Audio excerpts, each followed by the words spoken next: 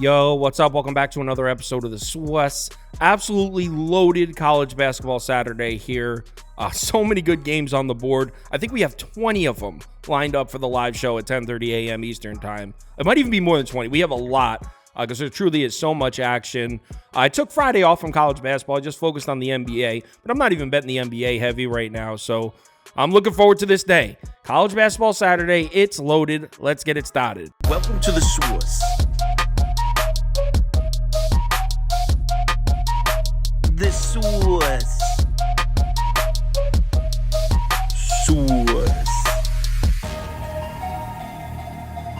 Hey, get the Swiss. First up, let's start in the Big 12. We got Houston on the road at Baylor here. Bears catching 2.5 points at home, or 3. I thought I saw 3s out there. Now, it looks like it's 2.5s across the board now. Total sitting at 135.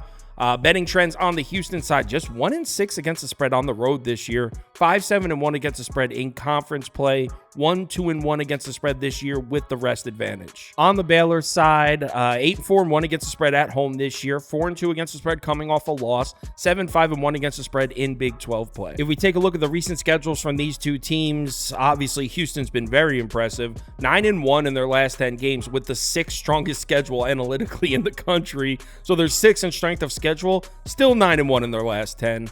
Including 3-1 in their last 4 on the road. Baylor's 5-5 in their last 10, but they're actually 9th in strength of schedule, so they played a really tough schedule themselves. They're 3-1 in their last 4 at home. So let's match these two teams up on the court. We'll start with the Houston offense. Based on these surface level numbers, got to give the edge to Houston here. Huge rebounding edge. Offensive rebounding rate for Houston in the last 10, 31st, compared to 225th for Baylor's defense. As far as shot charts on this side of the court, we could pull up jump shooting numbers because Baylor's defense is just, these numbers are so bad against these two zones here. In the last 10 games, Baylor's 334th against the long mid-range shot, 345th against the above the break 3. Now, Houston offensively doesn't really have great looking numbers from those two zones, but still, we got to bring up these numbers to show you just how bad Baylor's defense has been here. I do have some good news for Baylor defensively, though. Houston's offense, A, we know it's not great. Houston's powered by their defense, but B, it gets even worse on the road. Look at their ranks here. What, 181st or something like that at home? Drops into the 280s on the road. So Houston's offense has not been great on the road. Now let's flip it over to the other side of the court. We'll take a look at the matchup for Baylor's offense. Obviously, you have to give the slight edge to Houston because they might have the best defense in the country. Certainly one of the best defenses in the country. But Baylor's offense, especially at home, is not a joke. And they should definitely get a lot of second chance opportunities here.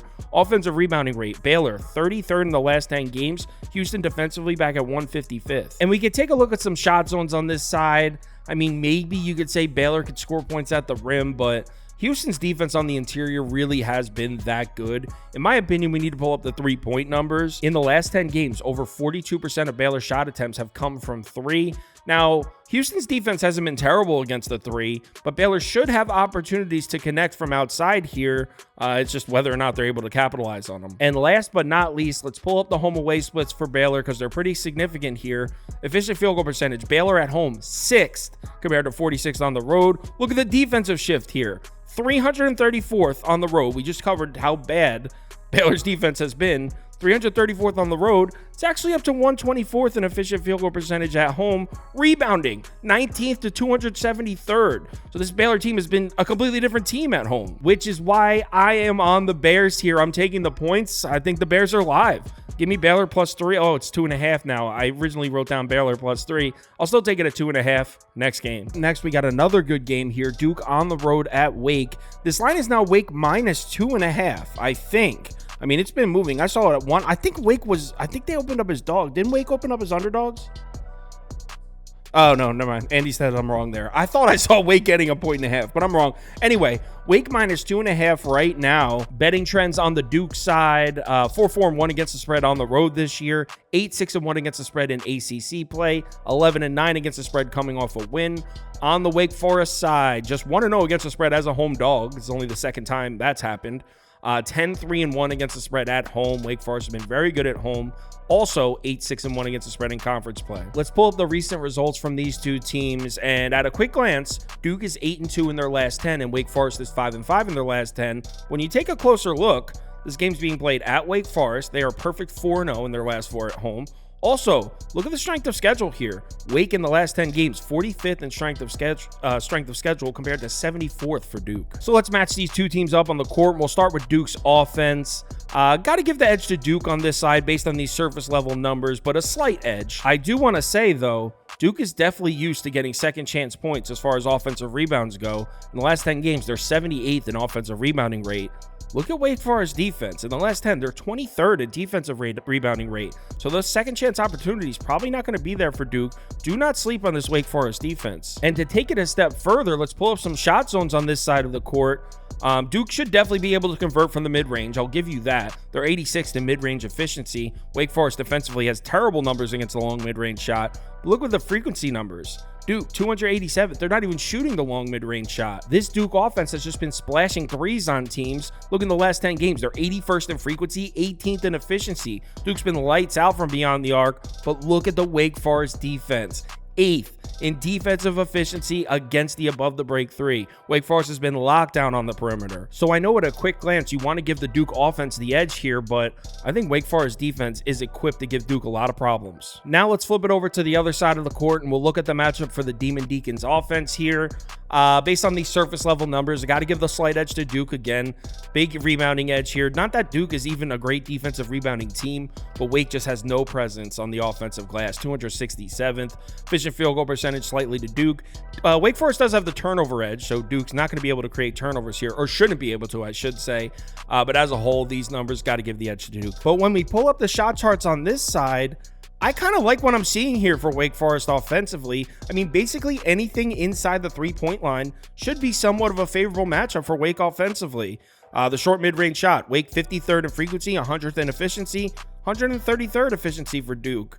Duke's got terrible numbers against the long mid-range shot, 303rd and 293rd. Wake should get buckets at the rim as well. I mean, basically, like I said, anything inside the three-point line, Wake should have the matchup, which is why I got to go with Wake here. I mean, I was hoping I'd be catching a point or two going into this one. I know Toast likes Wake Forest. I know Andy likes Wake Forest. So I knew going into this one that I was probably going to be on Wake.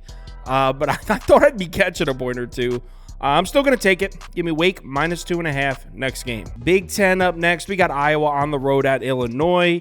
Illini laying 9.5 points at home. The total sitting at 167. Betting trends on the Hawkeye side. Iowa 4-5 against the spread as road dogs this year. Just 6-10 against the spread in conference play. 4-4 against the spread with the rest advantage. On the Illinois side, 6-7-2 against the spread as home favorites this year. 2-2 against the spread with the rest disadvantage. 8-6-1 against the spread in Big Ten play. If we take a look at recent productions from these two teams, Illinois 7-3 in their last 10, 4-0 at home. So obviously they have the edge at first glance.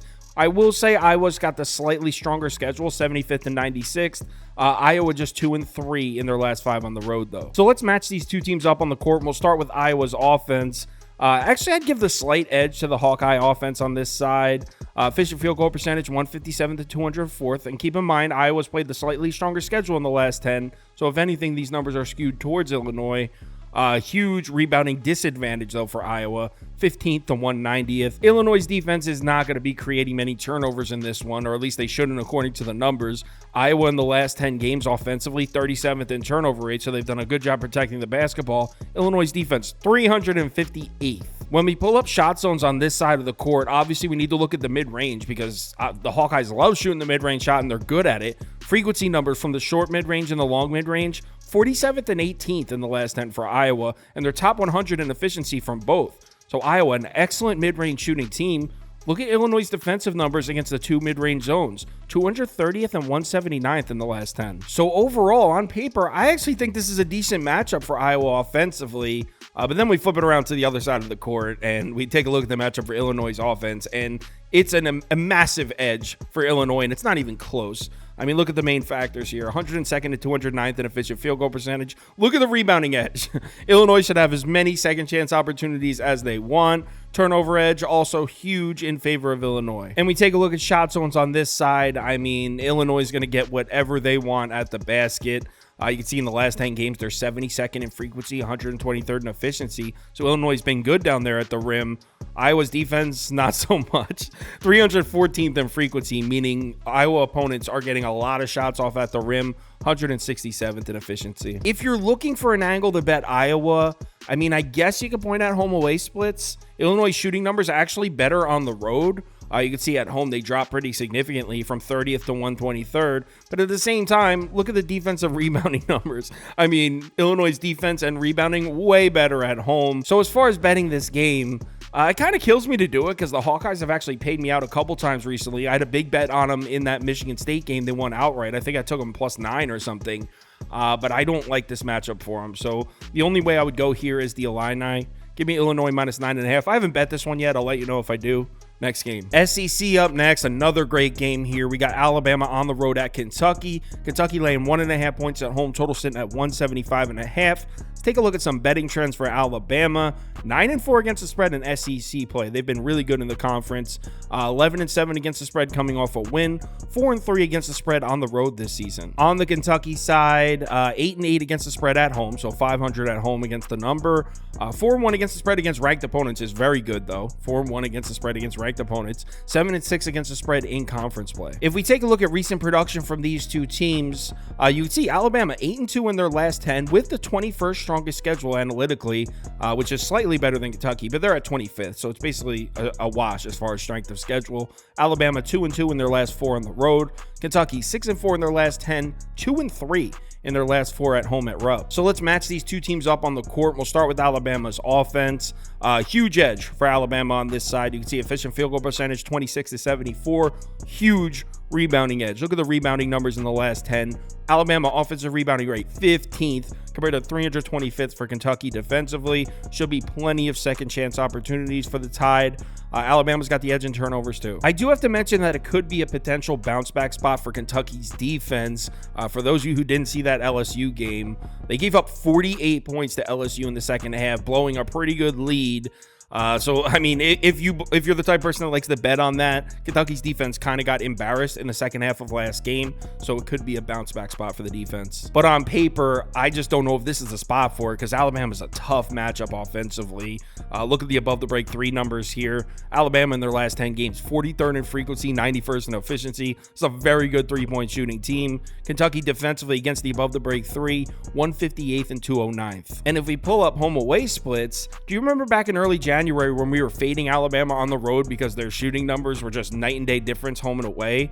Yeah, that trend is very dead. Their efficient field goal percentage home away are actually almost even, 13th to 15th. It's the defense and rebounding numbers where we see a drop off for Alabama, but that's actually not necessarily a terrible thing because look at Kentucky's numbers at home.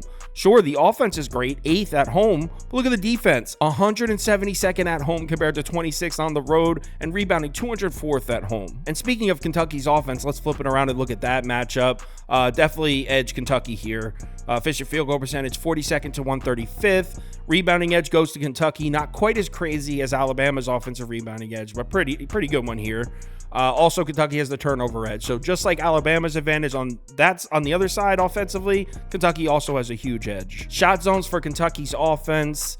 I mean, we can point to the mid-range shot, 107th and 34th in the last 10. Alabama 299th in defensive efficiency from there, but not quite as crazy of a mismatch here in the shot zones as it is for Alabama's offense. From those above the break 3 numbers are pretty significant. And there's a pattern forming with this Alabama team. I mean, look at their last 4 games. They give up a lot of points. They're allowing 85 and some change per game. Look at their points scored, putting up like 101 a game. So every single Alabama game turns into a track meet, it seems like. Yeah, no wonder the total for this game's at 176.5, which actually is the highest of any SEC game this year, which broke the record that was set just a few days ago in I believe it was the Kentucky-Florida game. My bad, Andy just corrected me. It was the Alabama-Florida game, and I should know, I had Florida in that game. I won that bet. So yeah, that was the highest total in SEC of the season. That's been broken by this one. As far as betting this game, well, the final score should look like an NBA game, as you can tell from the matchup. But I know everyone's expecting Kentucky to bounce back, but I honestly want to be on the other side. I want to get some more opinions first, but I really want to be on Alabama here. Kentucky has lost 3 home games recently. Kentucky being at home at Rupp Arena does not scare me. I like this Alabama team. I like how their shots are falling on the road now. I'm going to say Alabama plus 1.5 for Alabama money line. Next game. Big 12 up next. We got Texas on the road at Kansas. Line is now 6.5. It was at 7.5. Got bet down to 6.5. Total sitting at 144. Betting trends on the Longhorn side. 3-3 against the spread as road dogs this year. 5-8 against the spread in conference play. 3-6 against the spread against ranked opponents. On the Jayhawks side, 6-1 against the spread at home this year. 6-7 against the spread in conference play. Just 6-12-1 against the spread coming off a win this season. If we take a look at recent schedules for these two teams, you can see Texas 5-5 in their last 10 games, but they're 4th in strength of schedule, so they've really been through the gauntlet.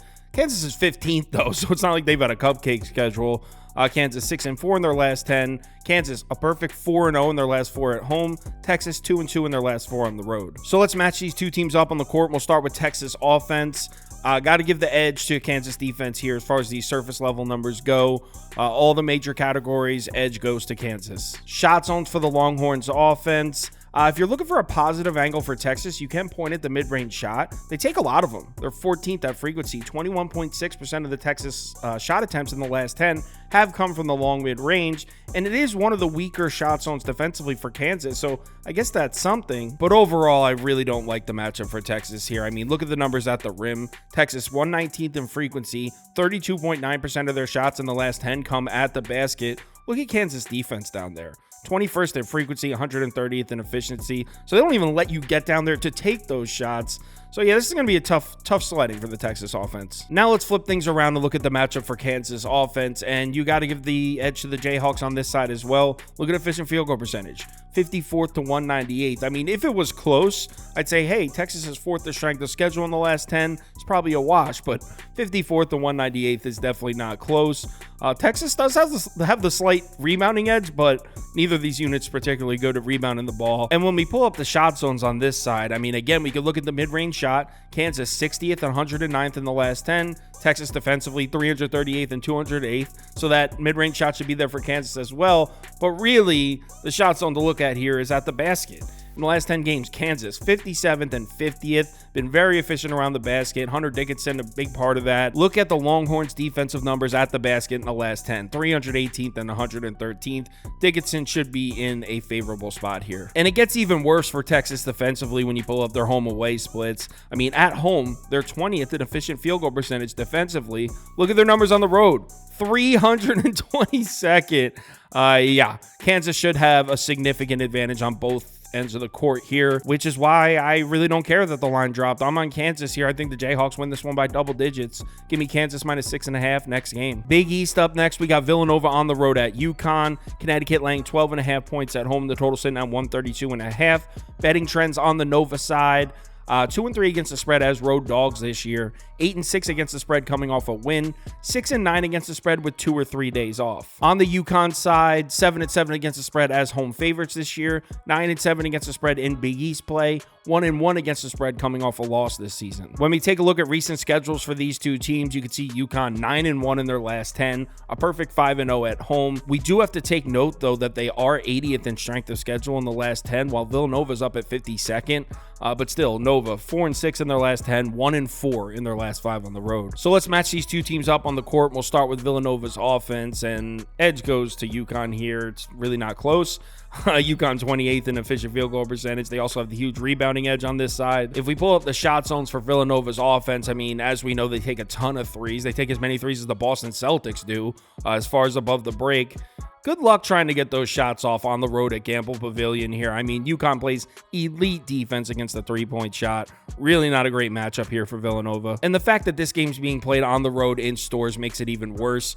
Villanova efficient field goal percentage, 141st at home, 221st on the road. The rebounding numbers also way down on the road. On the other side of the court, we got Connecticut's offense.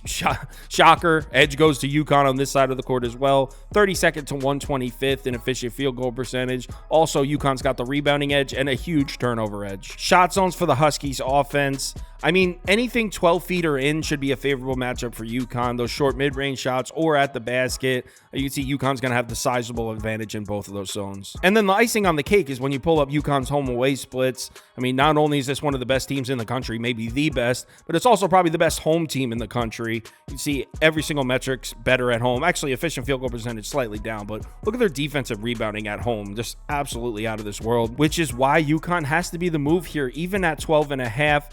I mean, you got a UConn team that's going to be pissed off coming off that loss to Creighton, an ugly loss to Creighton, a Villanova team that plays worse on the road.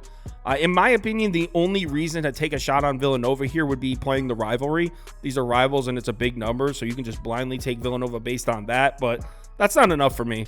I'm going to lay the 12.5. Give me the Huskies. Unfortunately, I don't have time to go through any more games right now, but on the live show, we're going through 20 of them. So we're going to go through 20 games. I got 3 guests. Going to be a loaded live show. If you're able to make it, we'd love to see you in the comments. If you want my top bets for all sports parlays of the day, or you'd like to join our Discord, head over to KyleKirms.com. The information's right there on the homepage. Let's have ourselves a great Saturday. It's a loaded day, a lot of action. Remember to bet responsibly, and I'll talk to you in the Discord.